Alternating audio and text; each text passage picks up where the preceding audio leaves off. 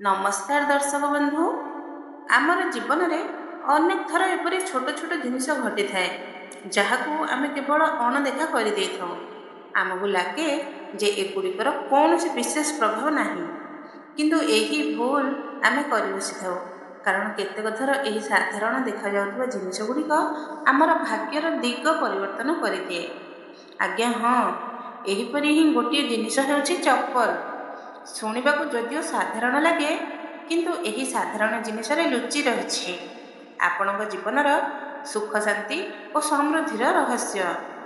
आमर घरर कोणरे पड़ा पुराणा घिसा पिटा कि भांगी जाइथिबा चप्पल केवल घरर ऊर्जा को नकारात्मक कर दिए नहीं, बरं यह अशांति, दरिद्रता और आर्थिक संकटर कारण हो पारे।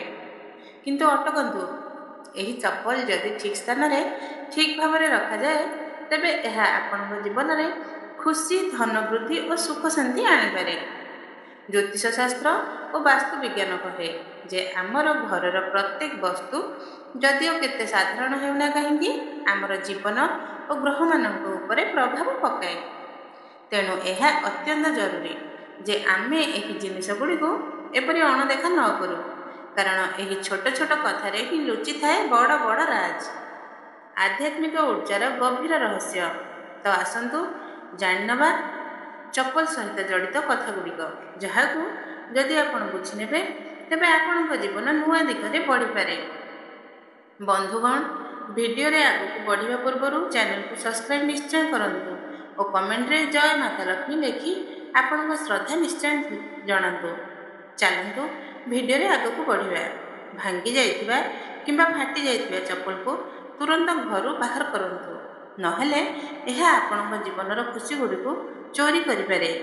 प्रायतः आमे सबू एपरी करिथाउ, भांगी फाटी जाइथिबा चप्पल को कौनसी कोणरे रखी देइथाउ किंबा भाबू जे चालू एबे तो काम चलाई ही जाउछि। किंतु कोन आपण जानती यही अलसुआपण आपण जीवन में अड़ुआड़ी गुड़िकर दुआर दे पारे। वास्तु और ज्योतिष शास्त्र कहे जे भांगी जाइथिबा चप्पल गुड़िक नकारात्मक ऊर्जा को घरे टाणी आने। एगुड़िकरू घरे अशांति व्यापे, संपर्क गुड़िकर फाट आसे और धन संपत्तिर आगमन अटकी जाए। तेणु जेतेबेले कौनसी चप्पल भांगी जाए कि अकामी हो जाए ताहाको तुरंत घर हटाई दिंतु, चाहिए क्या दान कर दिंतु। किंतु एपरी जिनिस को आपण चारिपाखे केबे रखंतु नहीं। मुख्य द्वार जो आसती माँ लक्ष्मी सेठारे अव्यवस्था न हुई घरर द्वार केवल आसीजा और जीवार स्थान नुहे, यह सही पथ जो सकारात्मक ऊर्जा और माँ लक्ष्मी प्रवेश होता है। एबे भावंतु जदि यही पवित्र द्वार पाखरे गंदा, विखरित और पुराणा जोता चप्पल पड़ी थाए तेबे कौन देवी लक्ष्मी सेठारे रहिबा को चाहिए?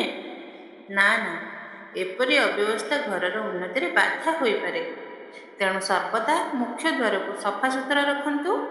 जोता चप्पल गुड़ी को व्यवस्थित भाव में रखापी गोटे सुंदर और सलिकायुक्त जोता स्टैंड निश्चय रखंतु, जहाद्वारा आपण घर सौभाग्यर केन्द्र हो रहिबो। चप्पल गुड़ी को केबे हेले ईशान कोणरे रखंतु नहीं, नहेले सौभाग्य सहित होइजिबो बैठ। ईशान कोण अर्थात उत्तर पूर्व दिग, यह देवता मानक दिग कहुए। यह घरे शांति, पवित्रता और आध्यात्मिक ऊर्जार केन्द्र होता है। एबे भावंतु जदि यही पवित्र स्थान पाखरे आमे चप्पल गुड़िक रखिदे जहाँ प्रतिदिन धूली और माटी रे भर्ती होता है, तेबे कौन सेठारे शांति रही पारिबो? ना, वास्तु कहे जे ईशान कोणरे चप्पल रखिबा द्वारा दरिद्रता, कला और दुर्भाग्य घरे प्रवेश करे। तेणु चप्पल गुड़ी को सर्वदा दक्षिण पश्चिम किंबा दक्षिण पश्चिम दिगरे ही रखंतु और विशेषकर पूजा घर, रोषई और ईशान कोण एगुड़िकर दूरता बजाय रखंतु। चप्पल गुड़ी को बेतरबित न रखंतु, नहेले जीवन में आसीज असंतुलन। अनेक थर आम एते जल्दी थाउ जे चप्पल गुड़िक जमीती तेमिति खोली छाड़ी दे थाउ। गोटे चप्पल अन्यटी उपर चढ़ी थाए, विकसित होता है। किंतु यही अभ्यास आमर जीवन में असंतुलन, टेंशन और बाधा गुड़ी को डाकरा दिए। वास्तुशास्त्र कहे जेतेबेले जिनिस गुड़िक सलिकारे थाए तेबे जीवन मध्य संतुलन रे चले। तेणु जेतेबेले चप्पल गुड़िक खोलंतु ସେଗୁଡ଼ିକୁ ଯୋଡ଼ିରେ ଠିକ୍ ଭାବରେ ଓ ସମ୍ମାନରେ ରଖନ୍ତୁ। ଛୋଟ ପରିବର୍ତ୍ତନ, କିନ୍ତୁ ଏହାଦ୍ୱାରା ଆପଣଙ୍କ ଘରେ ଶାନ୍ତି, ସୌହାର୍ଦ୍ଦ୍ୟ ଓ ସଫଳତାର ସ୍ଥାୟୀ ବାସ ହୋଇପାରେ। ଚପଲ ଉଲ୍ଟା ହୋଇଗଲେ ତୁରନ୍ତ ସିଧା କରନ୍ତୁ। ଯଦି କେବେ ଆପଣଙ୍କ ଚପଲ ଉଲ୍ଟା ହୋଇଯାଏ ଓ ଆପଣ ତାହାକୁ ଏପରି ହିଁ ଛାଡ଼ି ଦିଅନ୍ତି, ତେବେ ଏହା ମଧ୍ୟ ନକାରାତ୍ମକ ଉର୍ଜାକୁ ଆମନ୍ତ୍ରଣ କରିବା ପରି ହୋଇଥାଏ। ବାସ୍ତୁ ଅନୁସାରେ ଉଲ୍ଟା ଚପଲ ଦରିଦ୍ରତା ଓ ଦୁଃଖ ଗୁଡ଼ିକର ପ୍ରତୀକ। ତେଣୁ ଯେତେବେଳେ ଆପଣ ଦେଖନ୍ତି ଯେ କୌଣସି ଚପଲ ଉଲ୍ଟା ପଡ଼ିଛି, ତୁରନ୍ତ ତାହାକୁ ସିଧା କରିଦିଅନ୍ତୁ।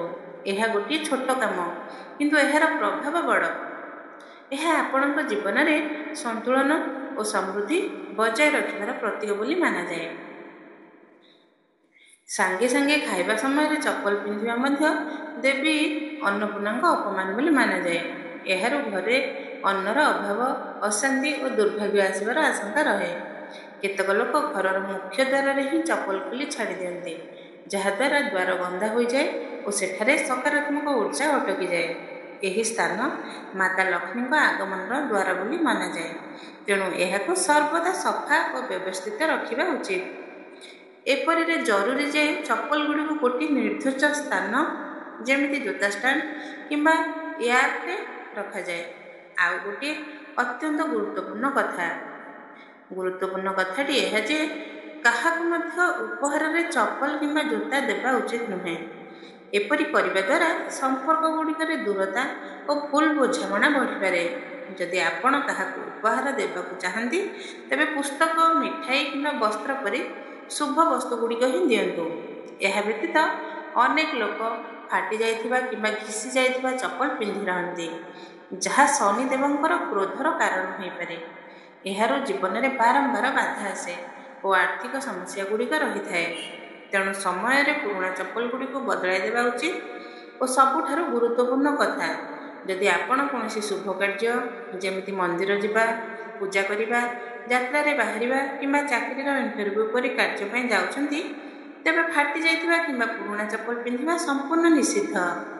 ଏହାରୁ କାର୍ଯ୍ୟରେ ବାଧା ଆସିପାରେ, ସଫଳତା ମିଳିବାରେ ବିଳମ୍ବ ହୋଇପାରେ ଓ ଆପଣଙ୍କ ମନୋବଳ ମଧ୍ୟ ହ୍ରାସ ପାଇପାରେ। ଏପରି ଶୁଭ ଅବସରରେ ସର୍ବଦା ସଫା ସୁତୁରା ଚପଲ, ଭଲ ଓ ଦୃଢ଼ ଚପଲ ପିନ୍ଧନ୍ତୁ। ଏହି ଛୋଟ ଛୋଟ କଥାଗୁଡ଼ିକର ଧ୍ୟାନ ରଖିବା ଦ୍ୱାରା ନା ହିଁ କେବଳ ଜୀବନରେ ସକାରାତ୍ମକ ଉର୍ଜା ରହେ, ବରଂ ସୁଖ, ଶାନ୍ତି, ସ୍ୱାସ୍ଥ୍ୟ ଓ ସମୃଦ୍ଧି ମଧ୍ୟ ଆପଣଙ୍କ ଘରେ ସ୍ଥାୟୀ ରୂପରେ ବାସ କରେ। ଚପଲ ପରି ସାଧାରଣ ବସ୍ତୁକୁ ଯଦି ଆପଣ ସମ୍ମାନ ଓ ବୁଝାମଣା ସହିତ ବ୍ୟବହାର କରନ୍ତି, ତେବେ ଏହା ଆପଣଙ୍କ ଜୀବନର ଦିଗ ବଦଳାଇ ପାରେ। ରୋଷେଇ ଘରରେ ଚପଲ ନ ପିନ୍ଧନ୍ତୁ। ରୋଷେଇ ଘରକୁ ଆମର ଶାସ୍ତ୍ର ଗୁଡ଼ିକରେ ମନ୍ଦିର ପରି ପବିତ୍ର ମାନାଯାଏ, କାରଣ ଏଠାରେ ଭୋଜନ ପ୍ରସ୍ତୁତ ହୋଇଥାଏ, ଯାହା ସମଗ୍ର ପରିବାରକୁ ଉର୍ଜା ଦିଏ। ଯଦି କୌଣସି ବ୍ୟକ୍ତି ଚପଲ ପିନ୍ଧି ରୋଷେଇ ଘରକୁ ଯାଏ, ତେବେ ସେଠାକାର ପବିତ୍ରତା ଭଙ୍ଗ ହୋଇପାରେ ଓ ନକାରାତ୍ମକ ଉର୍ଜା ଘରେ ପ୍ରବେଶ କରିପାରେ। ତେଣୁ ରୋଷେଇରେ ପ୍ରବେଶ କରିବା ପୂର୍ବରୁ ଚପଲ ବାହାରେ ଖୋଲି ଦେବା ଉଚିତ ଓ ଖାଲି ପାଦରେ ହିଁ ଭିତରକୁ ଯିବା ଉଚିତ। ଏହାରୁ ନା କେବଳ ଭୋଜନ ଶୁଦ୍ଧ ରହିବ, ବରଂ ଘରେ ସୁଖ, ଶାନ୍ତି ଓ ସକାରାତ୍ମକତା ମଧ୍ୟ ରହିବ। ଶନିବାରରେ କଳା ଜୋତା ଚପଲର ଦାନ ଶନିଦେବଙ୍କ କୃପାର ସରଳ ମାର୍ଗ। କେତେକ ଥର ଜୀବନରେ ଛୋଟ ଛୋଟ ଜିନିଷ ବଡ଼ ପରିବର୍ତ୍ତନର କାରଣ ହୋଇଯାଏ। ଶନିବାର ଦିନ ଏପରି ହିଁ ଗୋଟିଏ ବିଶେଷ ଅବସର, ଯେତେବେଳେ ଆପଣ କୌଣସି ଗରିବ କିମ୍ବା ଆବଶ୍ୟକତା ମଣ୍ଡଳକୁ କଳା ଚମଡ଼ାର ଜୋତା କିମ୍ବା ଚପଲ ଦାନ କରନ୍ତି, ତେବେ ବୁଝନ୍ତୁ ଆପଣ ସିଧା ଶନିଦେବଙ୍କ ଆଶୀର୍ବାଦ ପାଉଛନ୍ତି। ଏହି ସରଳ କାମରୁ ନା କେବଳ ଶନିଙ୍କର ଦୁଷ୍ପ୍ରଭାବ ଦୂର ହୋଇଯାଏ, ବରଂ ଜୀବନର ରୁକାବଟ ଗୁଡ଼ିକ ମଧ୍ୟ ଧୀରେ ଧୀରେ ଦୂର ହେବାକୁ ଲାଗେ। ଆପଣଙ୍କୁ ମିଳେ ମାନସିକ ଶାନ୍ତି, ଆତ୍ମିକ ସନ୍ତୋଷ ଓ ଗୋଟିଏ ନୂଆ ସକାରାତ୍ମକ ଦିଗ। ପୁରୁଣା ଓ ଅକାମୀ ଚପଲ ଗୁଡ଼ିକ ଆପଣଙ୍କ ଉର୍ଜାକୁ ଚୋରି କରିପାରେ। ଆମ ସବୁଙ୍କ ଘରେ କିଛି ଚପଲ ଥାଏ, ଯାହା ବର୍ଷ ବର୍ଷ ଧରି ପଡ଼ି ରହିଥାଏ, ଘିସି ଯାଇଥାଏ, ଅକାମୀ ଓ ଅନୁପଯୋଗୀ ହୋଇଯାଏ। କିନ୍ତୁ କ'ଣ ଆପଣ ଜାଣନ୍ତି, ଏହି ଚପଲ ଗୁଡ଼ିକ କେବଳ ସ୍ଥାନ ଘେରୁନାହିଁ, ଏହା ଘରର ପଜିଟିଭ୍ ଏନର୍ଜିକୁ ମଧ୍ୟ ଗ୍ରାସ କରିନିଏ। ବାସ୍ତୁଶାସ୍ତ୍ର ଅନୁସାରେ ଏପରି ଜିନିଷ ଗୁଡ଼ିକ ନକାରାତ୍ମକତାକୁ ଟାଣେ, ରୋଗ ଗୁଡ଼ିକୁ ଡାକେ ଓ ଉନ୍ନତିରେ ରୁକାବଟ ହୋଇଥାଏ। ତେଣୁ ଉତ୍ତମ ହେବ ଯେ ଏଗୁଡ଼ିକୁ ହେଲେ କୌଣସି ଆବଶ୍ୟକତା ମଣ୍ଡଳକୁ ଦାନ କରିଦିଅନ୍ତୁ କିମ୍ବା ଘରର ସଫାସୁତୁରାରେ ବାହାର କରିଦିଅନ୍ତୁ, ଯାହାଦ୍ୱାରା ଆପଣଙ୍କ ଘର ଶୁଦ୍ଧ, ବ୍ୟବସ୍ଥିତ ଓ ଉର୍ଜାରେ ପରିପୂର୍ଣ୍ଣ ରହିବ। ଏହି ଖାସ୍ ଦିନଗୁଡ଼ିକରେ ନ କରନ୍ତୁ ଜୋତା ଚପଲ ଖରିଦ। ଶନିବାର, ମଙ୍ଗଳବାର, ଅମାବାସ୍ୟା କିମ୍ବା ଗ୍ରହଣ ଦିନ ଏହି ଦିନଗୁଡ଼ିକ ବିଶେଷ ମାନାଯାଏ, କିନ୍ତୁ ଏହି ଦିନଗୁଡ଼ିକରେ ଜୋତା ଚପଲ କିଣିବାର ଭୁଲ କରନ୍ତୁ ନାହିଁ। ଏହି ଦିନଗୁଡ଼ିକ ବିଶେଷ ମାନାଯାଏ, କିନ୍ତୁ ଏହି ଦିନଗୁଡ଼ିକରେ ଜୋତା ଚପଲ କିଣିବାର ଭୁଲ କରନ୍ତୁ ନାହିଁ। ଏପରି ମାନାଯାଏ ଯେ ଏହି ଦିନଗୁଡ଼ିକରେ କିଣାଯାଇଥିବା ବସ୍ତୁଗୁଡ଼ିକ ଜୀବନରେ ଅଶୁଭତା, ରୁକାବଟ ଓ କଷ୍ଟ ଆଣିପାରେ।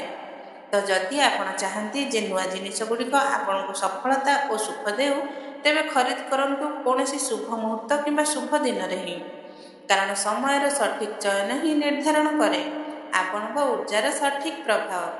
ଅନ୍ୟମାନଙ୍କ ଚପଲ ପିନ୍ଧିବା ଗୋଟିଏ ଅଦୃଶ୍ୟ ବିପଦ।